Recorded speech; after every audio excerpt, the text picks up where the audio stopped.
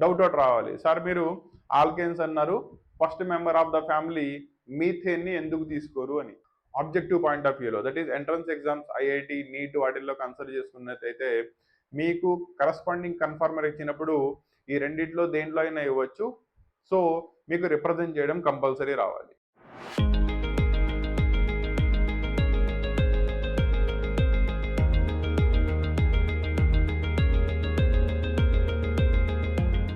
So already isomerism కాన్సెప్ట్ని explain చేస్తున్నప్పుడు దానిలో 2 పార్ట్స్ ఉంటాయని, దాని క్లాసిఫికేషన్లో structural isomers, that is constitution, బాండింగ్ని బేస్ చేసుకొని ఐసోమెరిజం కాన్సెప్ట్ అండ్ దానిలో ఉండే parts chain isomerism, positional, functional, metamerism and tautomerism మనం లాస్ట్ క్లాస్లో ఆల్రెడీ డిస్కస్ చేసాం in detail with examples. Now ఈ క్లాస్ సెషన్లో configurational isomerism, that is configurational ఐసోమెరిజంలో మీకు బాండ్ అరేంజ్మెంట్ సేమ్ ఉంటుంది కానీ ఆ బాండ్స్ సెంట్రల్ ఆటమ్ యొక్క 3 డైమెన్షనల్ స్పేస్లో స్పేషియల్ అరేంజ్మెంట్లో మార్పు వస్తుంది. ఇలా బాండింగ్ సేమ్గా ఉండడం వల్ల కాన్ఫిగరేషనల్ ఐసోమర్స్కి ఐయుపాక్ నామన్క్లేచర్ సేమ్ ఉంటుంది. వేరే స్పేస్లో వేరియేషన్ రావడం వల్ల మీరు రాసే ఐయుపాక్ నామన్క్లేచర్కి ఎదర script, that is super script తోటి యాడ్ చేస్తారు. That is nothing but add చేసే స్క్రిప్ట్ సపోజ్ ఆప్టికల్ ఐసోమెరిజంని బేస్ చేసుకుని అయితే కనుక అది ఆర్ఎస్ ఫార్మ్సా, డెక్స్ట్రో లివో ఫార్మ్సా ఇలా క్లాసిఫికేషన్ చేస్తాం. జామెట్రికల్ ఐసోమర్స్ అయితే కనుక సిస్ ఫార్మా, ట్రాన్స్ఫార్మా లేదా ఈ pharma, Z pharma, that is మీరు రాసే ఐయుపాక్ నామన్క్లేచర్కి బిఫోర్ ఇట్ సెల్ఫ్ దాన్ని మెన్షన్ చేయడం జరుగుతుంది. ఓకేనా. నా మళ్ళీ దీన్ని కనుక క్లాసిఫికేషన్ చేసుకున్నట్టయితే కాన్ఫిగరేషనల్ ఐసోమెరిజం కూడా మళ్ళీ 2 టైప్స్ కింద క్లాసిఫికేషన్ చేయొచ్చు. ఒకటి కార్బన్ కార్బన్ సింగిల్ బాండ్ ఉన్న compounds, that is alkanes and alkanes యొక్క సబ్స్టిట్యూయెంట్స్. ఇవి కార్బన్ కార్బన్ సింగిల్ బాండ్ ఉండడం వల్ల ఈ ఫ్రీ రొటేషన్ వల్ల కూడా మీకు ఐసోమెరిజం ఎగ్జిస్ట్ అవుతుంది. దాన్నే కన్ఫర్మేషనల్ ఐసోమెరిజం అంటారు. సో కన్ఫర్మేషనల్ ఐసోమెరిజం అంటే కార్బన్ కి మధ్యలో ఉండే single bond free rotation of the corresponding carbons వల్ల ఐసోమెరిజం ప్రొడ్యూస్ అయినట్టయితే అటువంటి దాన్ని మనం కన్ఫర్మేషనల్ ఐసోమెరిజం అంటాం. నా దీంట్లో second type, that is double bond కనుక ఉన్నట్టయితే ఇదేం చేస్తుంది, బాండ్ యొక్క ఫ్రీ రొటేషన్ని రెస్ట్రిక్ట్ చేస్తుంది. ఫ్రీ రొటేషన్ మీకు ఇప్పుడు పాసిబుల్ అవ్వదు. అంటే ఈ రిస్ట్రిక్టెడ్ రొటేషన్ వల్ల కూడా there will be an isomerism about this carbon carbon double bond, that is alkene plane ఏదైతే ఫార్మేషన్ జరుగుతుందో దాన్ని సరౌండింగ్ ఆటమ్స్ యొక్క అరేంజ్మెంట్లో వేరియేషన్ వస్తే దాన్ని మనం సిస్ ట్రాన్స్ ఐసోమెరిజం అంటాం లేదా ఈజెడ్ ఐసోమెరిజం అంటాం. వాటి క్లాసిఫికేషన్ ఎలా ఉంటుంది, ఈజెడ్ ఐసోమర్స్ని క్లాసిఫికేషన్ ఎలా చేస్తారు, ఇదంతా కూడా ఇన్ డీటెయిల్ ఎక్స్ప్లెయిన్ చేస్తాం. నెక్స్ట్ కార్బన్ 4 బాండ్స్ ఫామ్ చేస్తుంది. ఆ 4 బాండ్స్లో అటాచ్ అయిన 4 ఆటమ్స్ లేదా గ్రూప్ ఆఫ్ ఆటమ్స్ డిఫరెంట్గా ఉన్నట్టయితే అది ఆ కార్బన్ ఆటమ్కి ఎసిమెట్రీని ఇస్తుంది. ఆ ఎసిమెట్రీనే కైరాలిటీ అంటారు. ఈ కైరాలిటీ వల్ల కూడా ఈ కాంపౌండ్స్ ద్వారా ప్లేన్ పోలరైజ్డ్ లైట్ని మీరు కనుక పాస్ చేసినట్టయితే అది ప్లేన్ పోలరైజ్డ్ లైట్ని ఏదైనా క్లాక్ వైజ్లో కానీ లేదా యాంటీ క్లాక్ వైజ్లో కానీ రొటేట్ చేయగలిగే కెపాసిటీని కలిగి ఉంటాయి. నా ఈ రొటేట్ చేయగలిగే టెండెన్సీని బేస్ చేసుకుని వాటిని డెక్స్ట్రో ఫార్మ్, లివో ఫార్మ్ ఈ క్లాసిఫికేషన్ ఉంటుంది. దీన్ని ఆప్టికల్ ఐసోమెరిజం అంటాం. ఓకేనా. సో ఇన్ బ్రీఫ్ కనుక చూసుకున్నట్టయితే మళ్ళీ ఈ ఐసోమెరిజంని మనం క్లాసిఫికేషన్ చేసేటప్పుడు 3 టైప్స్ కింద క్లాసిఫికేషన్ చేయొచ్చు. దట్ ఈస్ నథింగ్ బట్ ఫస్ట్ది మీకు conformational isomerism. It is because of the carbon carbon single bond యొక్క ఫ్రీ రొటేషన్ వల్ల ప్రొడ్యూస్ అయితే అటువంటి దాన్ని మనం కన్ఫర్మేషనల్ ఐసోమెరిజం అంటాం. సెకండ్ది it is geometric isomerism or geometrical isomerism. Geometrical isomerism carbon carbon double bond ఉండే రిమైనింగ్ 2 ఆటమ్స్ అబౌట్ ఆ డబుల్ బాండ్ మీకు రెస్ట్రిక్షన్ వస్తుంది కాబట్టి ఈ రెస్ట్రిక్షన్ వల్ల ఈ ప్లేన్స్ లో వేరియేషన్ వస్తే దాన్ని మీరు సిస్ ట్రాన్స్ ఐసోమెరిజం అంటారు. మళ్ళీ దీనిలో 2 టైప్స్ వస్తాయి. That is nothing but cis trans isomerism ఒకటి, ఈజెడ్ ఐసోమెరిజం ఒకటి. క్లాసిఫికేషన్ ఎలా చూస్తారు ఇన్ డీటెయిల్ గా చూద్దాం.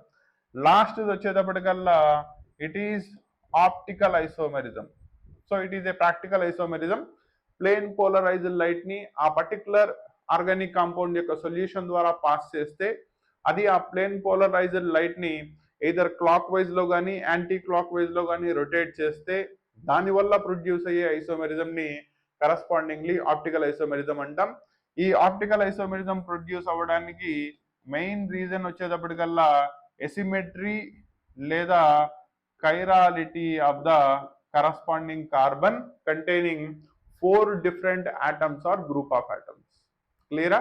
Now space లో arrangement లో వేరియేషన్ వస్తుంది, బాండ్ సేమ్ ఉంటుంది కాబట్టి వీటన్నిటికీ కూడా IUPAC నామన్క్లేచర్ will be the same ఉంటుంది. జాగ్రత్తగా గుర్తుపెట్టుకోండి. కాన్స్టిట్యూషనల్ ఐసోమెరిజం లో మీకు బాండ్ లో వేరియేషన్ వస్తుంది, సో కరస్పాండింగ్ ఐసోమర్స్ యొక్క IUPAC నేమ్ కూడా మారిపోతుంది. వేరాజ్ వీటిల్లో బాండ్ లో వేరియేషన్ రాదు, ఆ బాండ్ యొక్క స్పేషియల్ అరేంజ్మెంట్ లో తేడా వస్తుంది. అందువల్ల వీటికి IUPAC నామన్క్లేచర్ లో మార్పు ఏమీ రాదు, సేమ్ IUPAC నేమ్ ఉంటుంది. కాకపోతే ఆ పర్టికులర్ ఫామ్ ని రిప్రజెంట్ చేయడానికి దాని IUPAC నేమ్ కి బిఫోర్ ఆ ఫామ్ ని మనం రిప్రజెంట్ చేస్తాం. క్లియరా? One by one in detail చూద్దాం. ఓకేనా? సో దీంట్లో first type is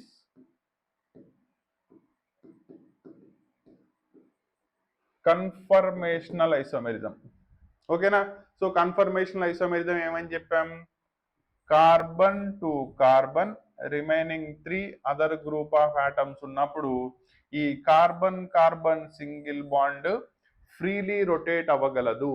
that is free rotation about the carbon carbon single bond వల్ల మీకు ఐసోమర్స్ కనుక ఎగ్జిస్ట్ అయినట్టయితే వాటిల్ని కన్ఫర్మేషనల్ ఐసోమర్స్ అంటారు, అండ్ కరస్పాండింగ్ ఐసోమెరిజం ని కన్ఫర్మేషనల్ ఐసోమెరిజం అంటాం. ఎగ్జాంపుల్ ద్వారా చూద్దాం. Let us take example CH3CH3 that is ethane తీసుకున్నారు. ఓకేనా? నా ఇక్కడ స్టూడెంట్ కి డౌట్ అవుట్ రావాలి, సార్ మీరు ఆల్కేన్స్ అన్నారు, first member of the family methane ని ఎందుకు తీసుకోరు అని. మీథేన్ లో ఎన్ని కార్బన్స్ ఉంటాయి? ఒకటే కార్బన్. మీకు ఆల్రెడీ ఏం చెప్పాను? Carbon to carbon single bond ఉండాలి అన్న.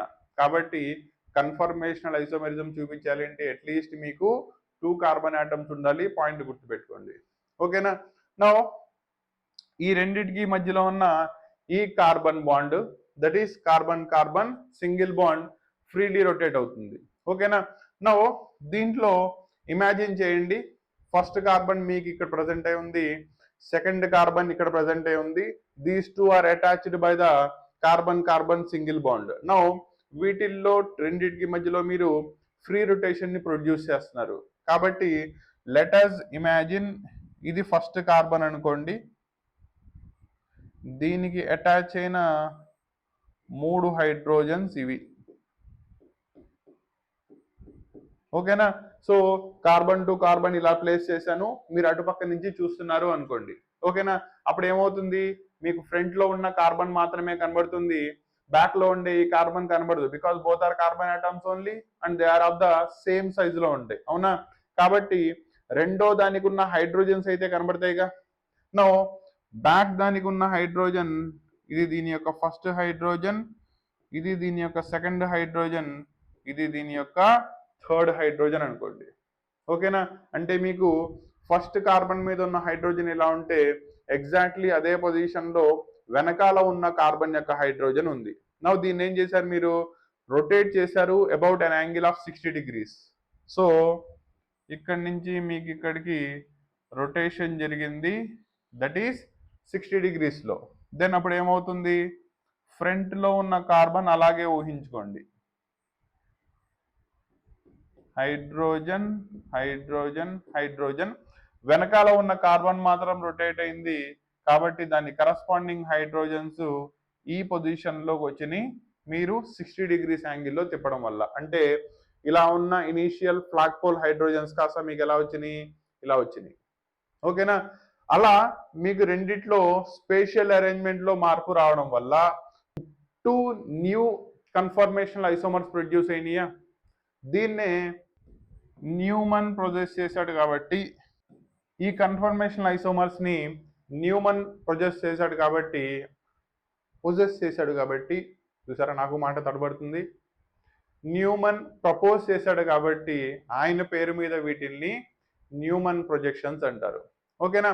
అండ్ ఆయన ఈ క్లాసిఫికేషన్ అంటే రెండు హైడ్రోజన్స్ గనక సేమ్ ప్లేన్ లో ఉంటే వీటి మధ్యలో రిపల్షన్స్ ఉంటాయి, వాటిల్నే ఫ్లాట్ పోల్ రిపల్షన్స్ అంటారు. ఆ రిపల్షన్స్ ఉండడం వల్ల అటువంటి కాంపౌండ్స్ అన్స్టేబుల్ అండ్ ఆ కన్ఫర్మేషన్ ని ఎక్లిప్స్డ్ కన్ఫర్మేషన్స్ అంటారు. క్లియరా. నా ఎప్పుడైతే వీటిల్ని 60 degrees లో రొటేట్ చేశారో ఈ ఫ్లాట్ పోల్ హైడ్రోజన్స్ కి మధ్యలో ఉన్న రిపల్షన్స్ తగ్గుతాయి. రిపల్షన్స్ తగ్గినాయి అంటే స్టెబిలిటీ ఆటోమేటికల్లీ పెరుగుతుంది. కరెక్టేనా. సో ఈ ప్రీవియస్ చెప్పిన కన్ఫర్మర్ తో తీసుకుంటే ఈ కన్ఫర్మర్ మోర్ స్టేబుల్. ఆ మోర్ స్టేబుల్ కన్ఫర్మర్ నే స్టాగర్డ్ కన్ఫర్మేషన్ అంటారు. ఓకేనా. నౌ ఈథేన్ కనుక మీరు తీసుకున్నట్టయితే ఈథేన్ రెండు కన్ఫర్మేషనల్ ఐసోమర్స్ ని చూపించగలదు. దాంట్లో ఫస్ట్ వచ్చేటప్పటికల్లా స్టాగర్డ్, రెండోది ఎక్లిప్స్డ్. రెండిట్లో ఎవరు స్టేబుల్ అంటే staggered more stable when compared to eclipsed. ఎందుకు? దీనిలో రెండు flagpole hydrogens same line లో సేమ్ ప్లేన్ లో ప్రజెంట్ అయి ఉంటాయి. అందువల్ల వాటి మధ్యలో రిపల్షన్స్ వస్తాయి. Repulsions leads to unstability. అందువల్ల ఇది అన్స్టేబుల్. అటువంటి రిపల్షన్స్ దీనిలో తక్కువ ఉంటాయి కాబట్టి staggered will be the more stable అవుతుంది. ఓకేనా. సో ఇది కన్ఫర్మేషనల్ ఐసోమెరిజం ని న్యూమన్ గారు ప్రపోజ్ చేసిన స్ట్రక్చర్స్. ఓకేనా. ఇదే ఈథేన్ యొక్క కన్ఫర్మేషనల్ ఐసోమర్స్ ని ఇంకో సైంటిస్ట్ కూడా ప్రపోజ్ చేశాడు ఇన్ ఏ డిఫరెంట్ రిప్రజెంటేషన్. ఆయనే సాహోర్స్. సో నెక్స్ట్ కన్ఫర్మేషన్స్ వచ్చేటప్పటికల్లా దే ఆర్ సాహోర్స్ కన్ఫర్మేషన్స్. ఓకేనా. ఇందాక మీరు డ్రా చేసిన ఎక్లిప్స్ ని స్టాగర్డ్ ని ఇన్ టర్మ్స్ ఆఫ్ సాహోర్స్ లో ఎలా రాస్తామో చూడండి. దీంట్లో సింగిల్ బాండ్ ని రిప్రజెంట్ చేశాను. ఇది ఫస్ట్ కార్బన్, ఇది సెకండ్ కార్బన్ అనుకోండి. ఫస్ట్ కార్బన్ మీద ఉన్న 3 హైడ్రోజన్స్ ఇలా ఉంటే సెకండ్ కార్బన్ మీద 3 హైడ్రోజన్స్ కూడా ఎగ్జాక్ట్లీ ఇలాగే ఉన్నాయి కాబట్టి these are the corresponding positions of the hydrogens. రెండు సేమ్ ప్లేన్ లో ప్రజెంట్ అయి ఉన్నాయి. అందువల్ల దీన్ని ఎక్లిప్స్డ్ కన్ఫర్మేషన్ అన్నారు. ఓకేనా. నెక్స్ట్ దీన్ని 60 degrees లో ఎప్పుడైతే రొటేట్ చేశారో ఫస్ట్ కార్బన్ మీద ఉన్న 3 హైడ్రోజన్స్ అలాగే ఉన్నాయి అనుకోండి. దీని మీద ఉన్న 3 హైడ్రోజన్స్ మీకు ఇలా వచ్చినాయి. దీన్ని స్టాగర్డ్ కన్ఫర్మేషన్ అంటారు అకార్డింగ్ టు ద సాహోర్స్ ప్రొజెక్షన్స్ ప్రకారం. ఓకేనా. నా స్టెబిలిటీ, ఫ్లాట్ పోల్ రిపల్జన్స్ ఆ కాన్సెప్ట్ అంతా సేమ్ ఉంటుంది. ఓన్లీ రిప్రజెంటేషన్ మారుతుంది. ఇందాకడ సర్కిల్ బాల్ లైక్ స్ట్రక్చర్ లో రాసి కరస్పాండింగ్ హైడ్రోజన్స్ ని మనం సెపరేట్ గా చూపిస్తే అటువంటి వాటిని మనం న్యూమన్ ప్రొజెక్షన్స్ అన్నారు. వేరాజ్ ఇలా రిప్రజెంట్ చేస్తే కనుక బాండ్ లైన్ ప్రకారం రిప్రజెంట్ చేస్తే అటువంటి వాటిని మనం సాహోర్స్ రిప్రజెంటేషన్స్ అంటారు. ఓకేనా. నా కన్ఫర్మేషన్ ఐసోమర్స్ రాసేటప్పుడు మీకు బోత్ ద రిప్రజెంటేషన్స్ రాయాలి. రేపు ఐపీ ఎగ్జామ్ లో అయితే కనుక రెగ్యులర్ బోర్డ్ ఎగ్జామ్స్ లో మీకు నేమ్ ఆన్ ప్రొజెక్షన్స్ దాకా మాత్రమే అడుగుతారు. వేరాజ్ ఆబ్జెక్టివ్ పాయింట్ ఆఫ్ వ్యూలో that is entrance exams, IIT, NEET వాటిల్లో కన్సిడర్ చేసుకున్నట్టయితే మీకు కరస్పాండింగ్ కన్ఫర్మర్ ఇచ్చినప్పుడు ఈ రెండిట్లో దేంట్లో అయినా ఇవ్వచ్చు. సో మీకు రిప్రజెంట్ చేయడం కంపల్సరీ రావాలి. క్లియరా. నెక్స్ట్ దానిలోకి వెళ్దాం. దట్ ఈస్ ఒక ఎగ్జాంపుల్ డిస్కస్ చేసాం కాబట్టి నెక్స్ట్ ఇంకో ఎగ్జాంపుల్ తీసుకుని డిస్కస్ చేద్దాం. ఇన్ డీటెయిల్ వస్తుంది. దట్ ఈస్ బ్యూటేన్ తీసుకుని బ్యూటేన్ లో ఉన్న సెకండ్ కార్బన్, థర్డ్ కార్బన్ వీటి మధ్యలో ఉండే సింగిల్ బాండ్ యొక్క న్యూమన్ ప్రొజెక్షన్స్ ఎలా ఉంటాయి అండ్ కన్ఫర్మేషన్స్ కి పేరు ఎలా పెడతారు, వాటి స్టెబిలిటీస్ ఎలా ఉంటాయి, ఇవి మొత్తం డిస్కస్ చేద్దాం. ఓకేనా. Class 11 and class 12 that is intermediate students యొక్క mathematics, physics and chemistry classes. దీంతో పాటు 10th క్లాస్ వాళ్ళకి mathematics and science classes, engineering వాళ్ళకి mathematics M1, M2, physics, chemistry and basic electronic classes completely మన అచ్చ తెలుగులో ఇన్ డెప్త్ కాన్సెప్ట్తో explain చేయాలనే సింగిల్ మోటోతో డెడికేట్ చేయబడిన channel Kasim sir academy Telugu. దీనిలో కంటెంట్ కనుక మీకు నచ్చినట్టయితే ఒక లైక్ చేయండి. సో దట్ ఇంకా ఫర్దర్ కంటెంట్ని మీ దగ్గరికి తీసుకురావడానికి మీ లైక్స్ అండ్ షేర్స్ అనేవి మాకు మోటివేషన్గా ఉంటాయి. కంటెంట్ బాగుంటే మీ ఫ్రెండ్స్తో షేర్ చేయండి. Thank you.